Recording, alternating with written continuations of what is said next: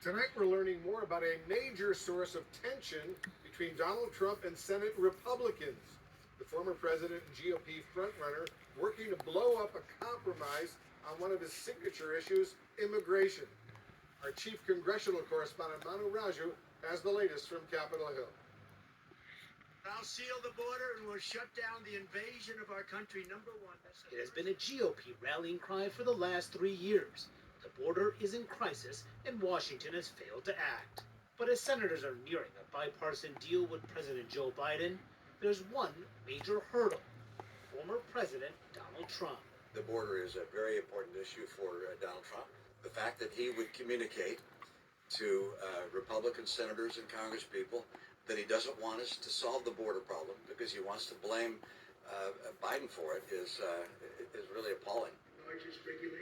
As he tightens his grip on the GOP, Trump has privately and publicly tried to kill the effort, arguing that the party should reject anything short of a perfect deal, unless they get everything to secure the border.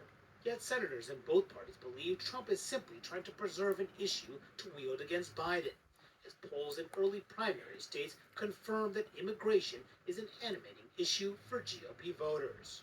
I hope no one is trying to take this away for campaign purposes.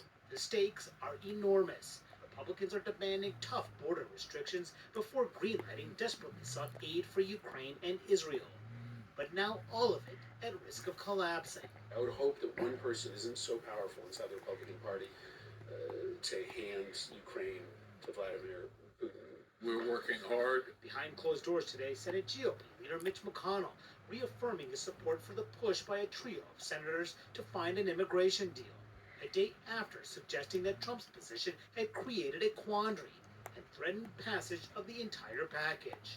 I just reject the idea that we should reserve a crisis for a better time to solve it. Senate negotiators still believe they can cut a deal as soon as next week. This issue for the last 30 years has not passed Congress because it's hard. It's emotional. Look, we're at a place where this package is almost done, and when the text comes out, senators will be able to review it and make their own decision. Do they want to secure the border? It's a choice. Yet many conservatives are skeptical about the White House's intentions and believe the deal would be too weak and wouldn't pass the GOP-led House. What they want is for the bill to fail in the House so they can go around saying, we tried to fix the border, but it was Republicans in the House, those crazy MAGA Republicans who blocked it. And just moments ago, Donald Trump responded to those comments from Mitt Romney and attacked him, saying that he had not spoken to him in years and that he's happy that he's leaving the Senate after this year. And Wolf, he said in this social media post, we need a strong, powerful, and essentially, quote, perfect border. Unless we get that, we are better off not making a deal, even if that pushes our country to temporarily, quote, close up for a while. So reiterating his demand, Wolf, for everything that he wants, which is almost certainly would not be the case in a bipartisan deal that would be cut by the Senate and the White House, and the call that he's making, reject that deal if it's not exactly to his liking. A good important point indeed, Manu Raju. Thanks for that report. Let's get some more on this with CNN political commentator, the former Trump White House official Alyssa Farah Griffin, and former advisor to the Biden 2020 campaign, Valencia Johnson. Alyssa, first to you. Trump is tanking potentially these bipartisan talks that have been going on for weeks and weeks. And while some senators are privately furious, the party's support for him is only growing right now. How do you square that? Oh, it's very hard to square. The reality is this: Donald Trump is more or less the de facto Speaker of the House. Mike Johnson may as well just be a figurehead, because when Donald Trump calls and says, we're not going with this legislation, House Republicans are going to circle around it. And talking to the McConnell folks, they're very confident this bill is going to get through the Senate, but it's dead on arrival in the House. And as a lifelong Republican, I just have to say, it is so disingenuous and it is so counterproductive to the cause of wanting to secure the border to say that we're going to hold off on this crisis and not address it till at earliest January of next year, if a new president were to be sworn in. This is a mistake for Republicans, and it frankly could end up really jeopardizing the House majority. Valencia, how big of a problem potentially is this for President Biden? Well, look, I think the reality is there's so much evidence here that the Republicans are trying to use immigration, a very real crisis that both parties talk about.